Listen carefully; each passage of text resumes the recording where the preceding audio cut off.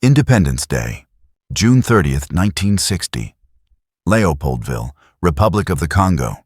The air is heavy with heat and anticipation as thousands gather beneath the equatorial sun. Drums echo across the city. Flags ripple in the breeze. For the first time in more than 70 years, the Congo is no longer a colony. Inside the Palais de la Nation, the atmosphere is stiff, ceremonial, rehearsed to the minute. Belgian officers in pressed uniforms sit rigidly in their seats. Diplomats murmur in French. Cameras whir softly, capturing what Europe intends to remember as a dignified transfer of power. At the front of the hall stands a tall, intense man in a dark suit. Patrice Lumumba is 34 years old. He was not meant to speak today. King Baudouin of Belgium has already spoken. His voice is calm, paternal, confident. He praises Belgium's civilizing mission. He honors King Leopold II. He frames colonial rule as guidance, discipline, and benevolence. The audience applauds politely. Lumumba does not. He sits motionless, jaw tight, eyes fixed ahead. Every word lands like an insult. He thinks of forced labor, of severed hands, of prisons, of the millions who never lived to see this day. When President Joseph Kasavubu finishes his measured response, the ceremony should be over. It is not. Lumumba stands. There is a ripple of confusion. This is not on the program, but no one stops him. His voice is steady at first, then it sharpens. He speaks of humiliation, of suffering, of blood and tears. He speaks of Congolese beaten for being late, imprisoned for resisting, shot for disobedience. He does not shout. He does not rage, he remembers. And the room freezes. Belgian officials shift uncomfortably in their seats. Diplomats glance at one another. Cameras keep rolling, recording a moment that will soon circle the globe. Lumumba is not just declaring independence. He is declaring dignity. And in doing so, he is doing something far more dangerous. He is refusing to forget. Across the Atlantic in Washington, D.C., analysts read the translated speech hours later. In Brussels, ministers are furious. In Moscow, officials take note. A new leader has emerged in Africa, and he is unpredictable. Patrice Lumumba's rise has been meteoric. Born in 1925 in a small village in the Kasai region, he was educated just enough to understand the system that constrained him. He worked as a clerk, a postal employee, a journalist. He read voraciously. He spoke eloquently. He organized. The Belgian authorities noticed him early. They arrested him more than once. Each time, he returned more determined. By the late 1950s, Lumumba had become the voice of a new Congolese nationalism, one that rejected tribal division and demanded a unified, independent state. That unity frightened people, especially those who benefited from division. The Congo is not just another former colony. It is vast, strategically located, rich beyond measure. Copper, cobalt, diamonds, uranium. The uranium that fueled the bombs dropped on Hiroshima and Nagasaki came from Congolese soil. Washington knows this. Brussels knows this. And now, Lumumba knows it too. In the weeks following independence, cracks appear immediately. The force publique, still commanded by Belgian officers, mutinies. Soldiers demand African leadership. Belgian civilians flee in panic. Brussels sends troops back into the country to protect lives. To Lumumba, it looks like invasion. To the west, it looks like chaos. Then Katanga secedes. Moise Tshombe, backed quietly by Belgian business interests, declares the mineral-rich province independent. Belgian officers and mercenaries pour in. Mining operations continue uninterrupted. Lumumba is furious. The country is being dismantled piece by piece, days after independence. He appeals to the United Nations. Secretary General Dag Hammarskjöld responds cautiously. Peacekeepers are deployed, but they are forbidden from intervening against Katanga's secession. To Lumumba, neutrality feels like betrayal. Time is running out. On August 1960, Lumumba makes a decision that will seal his fate. He turns east. He asks the Soviet Union for assistance. Not ideology, he insists. Logistics. Transport. Support to restore territorial integrity. But in the Cold War, perception is reality. And the perception is catastrophic. In Washington, alarms go off. The Congo cannot go red. Not now. Not ever. CIA Director Alan Dulles reads the reports with growing concern. President Eisenhower listens as advisors describe Lumumba as unstable, emotional, potentially dangerous. The language hardens. Lumumba is no longer a nationalist leader. He is a problem.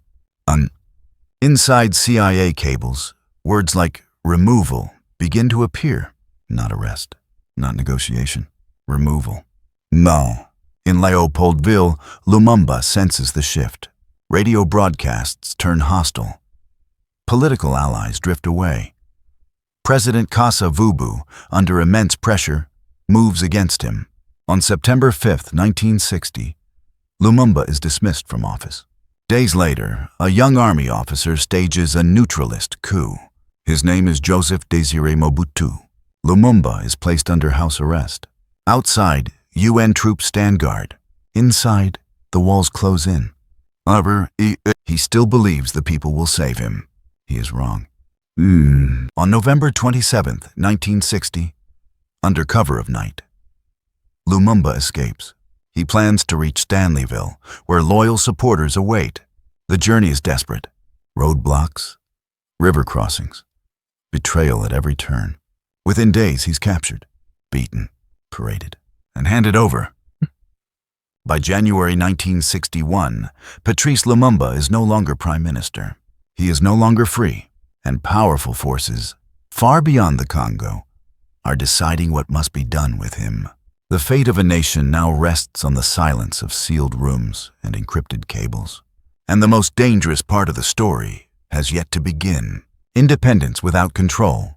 June 30th, 1960. Leopoldville, midday.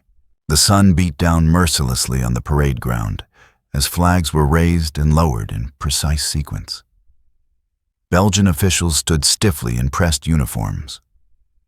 Congolese ministers sat beneath temporary canopies, their expressions caught between pride and unease. Patrice Lumumba stood among them. This was supposed to be the moment history remembered as clean, orderly, final. Belgium's King Baudouin spoke first, praising the civilizing mission of colonial rule. His words drifted over the crowd like dust, polite, self-congratulatory, detached from the reality of forced labor, amputations, and silence that had defined Congo for generations. Lumumba had not been scheduled to speak. That, too, was deliberate. But when the moment came, he stood anyway. His voice cut through the ceremony, sharp, unfiltered, impossible to ignore. He spoke of humiliation, of suffering, of a people who had not been gifted independence, but had taken it. For many Congolese, it was the first time power had spoken their language. For Belgium and for Washington, it was a warning. Our independence came fast, too fast. Belgian administrators departed within days. Files vanished. Command structures collapsed. The Force Publique, Congo's colonial army, mutinied almost immediately, its African soldiers turning on white officers who still treated them as servants. Gunfire echoed through Leopoldville. Civilians fled. European families barricaded themselves indoors. Rumors spread faster than orders. The country was free, but it was not stable. In Washington, analysts watched events unfold with growing concern. Congo was not just another former colony. It was enormous, strategically located, and sitting atop some of the richest mineral deposits on Earth. Uranium, cobalt, copper, the same uranium that had fueled the bomb dropped on Hiroshima had come from Congo. And now, The man at the center of it all was Patrice Lumumba, charismatic, unpredictable, and, worst of all, unwilling to align himself clearly with the West. When Belgium intervened militarily under the pretext of protecting its citizens, Lumumba saw it for what it was, an attempt to reassert control. He appealed to the United Nations. Blue-helmeted troops arrived, but they did not fight Belgium. They did not suppress the secession of Katanga, where mining interests declared independence under Western-friendly leadership. They observed. They stabilized. They did not solve. Lumumba's frustration turned into desperation, and in that desperation, he made the decision that would seal his fate. He turned east, not out of ideology, but necessity. If the West would not help him preserve Congo's sovereignty, he would seek help elsewhere. The Soviet Union listened, and the moment Washington heard that Moscow was involved, the narrative hardened. Lumumba was no longer a nationalist leader struggling to hold his country together. He was a threat. When independence became a liability, August 1960, Washington, D.C. The atmosphere inside the Eisenhower administration was tense, bordering on alarm. Briefings grew sharper. Language shifted. Lumumba was no longer described as unstable. He was described as dangerous. CIA cables began to frame Congo not as a post-colonial crisis, but as a Cold War front. If Lumumba succeeded, the fear was not just Soviet influence. It was precedent. An African leader asserting control without Western permission. Inside CIA headquarters, plans were discussed quietly. Not invasions, not coups. Something cleaner, more deniable. Removing Lumumba, analysts argued, would stabilize the situation, restore balance, prevent a domino effect across Africa. The word assassination was rarely spoken aloud. It didn't need to be. Back in Congo, Lumumba's position was collapsing. Katanga remained in open rebellion.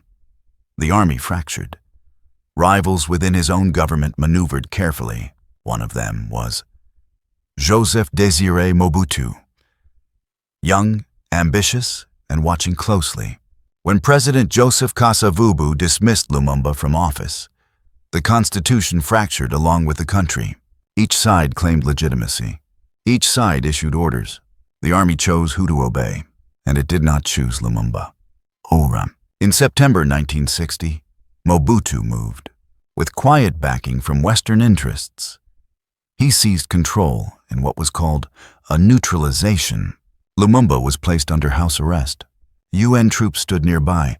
They did nothing. From behind guarded walls, Lumumba still believed he could reach his supporters, that Congo could still be unified, that legality still mattered. In November, he attempted to escape Leopoldville to rally loyal forces in the east. He did not make it far. Captured by soldiers, beaten, humiliated, and displayed for cameras, Lumumba was no longer a prime minister. He was a prisoner, and his fate was no longer in Congolese hands. Belgian officers advised. Local rivals agreed. Foreign intelligence watched closely. No court was convened. No charges formally read. In January 1961, Patrice Lumumba was transferred to Katanga. He would not leave alive. What followed was not justice. It was elimination. Lumumba was executed in secrecy. His body was destroyed. His death concealed. His legacy disputed. For weeks, the world did not know. And when it finally did, the damage was already irreversible.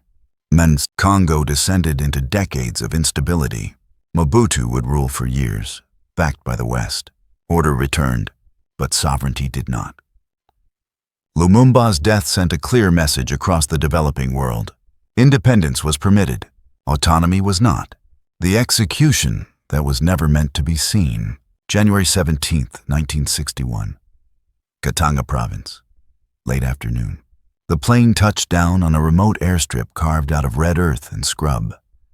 Its engines whined down slowly, echoing across the empty landscape. There were no crowds, No flags. No witnesses who would later speak freely, only soldiers. Patrice Lumumba was pushed forward, his hands bound, his clothes stiff with dirt and sweat from days of captivity. He had been moved constantly. Army camps, safe houses, military trucks rattling through darkness.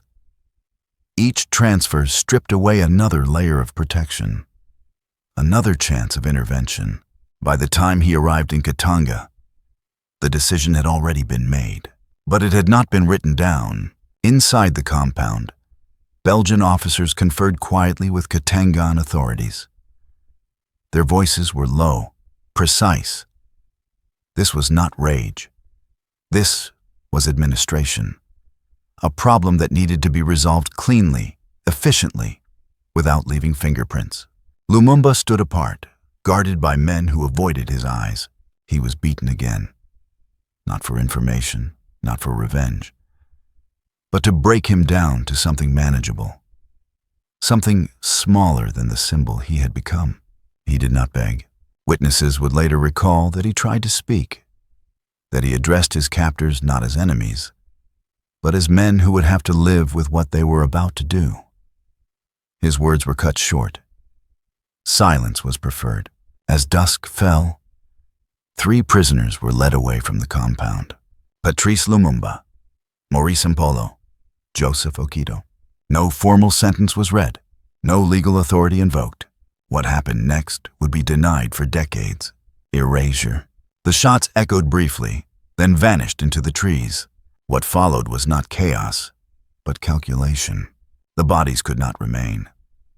A martyr with a grave would become more dangerous than a living man with a microphone. Orders were given to erase the evidence completely. Over the following hours, Lumumba's remains were destroyed, dissolved, scattered, reduced to nothing that could be pointed to, photographed, or honored. The intention was absolute. If there was no body, there could be no crime. Back in Leopoldville, the official story took shape quickly. Lumumba, it was announced, had escaped custody and been killed by villagers. A tragic but unfortunate outcome of chaos. An African problem, an internal matter. Western capitals accepted the explanation with little resistance. They had what they needed, plausible deniability. The silence that followed. News of Lumumba's death did not arrive all at once. It leaked. Rumors passed through embassies. UN officials heard fragments. African leaders began to ask questions that went unanswered. Protests erupted across newly independent states, where Lumumba had become a symbol not just of Congo, but of anti-colonial resistance itself. In Washington, the response was carefully muted. There would be no celebration, no acknowledgement, no admission of involvement. Privately, officials concluded that a dangerous variable had been removed. The Congo would not become a Soviet foothold. Stability, of a sort, could now be imposed. In Brussels, the reckoning was postponed. Files were sealed. Statements softened. Responsibility diffused across committees and circumstances. Everyone involved understood the same unspoken rule. Do not look too closely. A nation without its voice. Without Lumumba, the Congo did not stabilize. It fractured. Rival factions hardened. Secessionist movements gained strength. Foreign interests reasserted themselves through proxies, advisors, and quiet funding. The United Nations, intended as a stabilizing force, found itself paralyzed, present, but powerless. And into that vacuum stepped a familiar Cold War figure, Joseph Désiré Mobutu, supported, armed, and legitimized by Western powers. Mobutu presented himself as order incarnate, anti-communist, predictable, cooperative. He would rule for decades, at enormous cost. The long shadow. Years later, evidence emerged. Testimonies, declassified cables, admissions, carefully worded and painfully late. Belgium acknowledged moral responsibility. The United States admitted awareness, but not direction. The truth surfaced in pieces, never whole. By then, the damage was irreversible. The Congo, later Zaire, then the Democratic Republic of Congo, had become one of the most destabilized regions on Earth. Its wealth extracted, its people brutalized, its political future shaped by the lesson learned in 1961, that independence without control was dangerous, that leaders who spoke too freely could be removed. Quietly, what Lumumba became, Patrice Lumumba, did not vanish. He transformed into a symbol invoked by revolutionaries, into a warning whispered in diplomatic circles, into a reminder that the Cold War was not fought only in Berlin, Cuba, or Korea. It was fought in places where names were forgotten, where deaths were denied, where spies did not just observe history, they decided it. The Cold War's invisible rule. Lumumba's death set a precedent. From Latin America to Southeast Asia, the message was clear. Alignment mattered more than sovereignty. Stability mattered more than democracy. And silence mattered more than justice. The Cold War did not need open invasions to shape nations. Sometimes, all it took was one man removed at the right moment.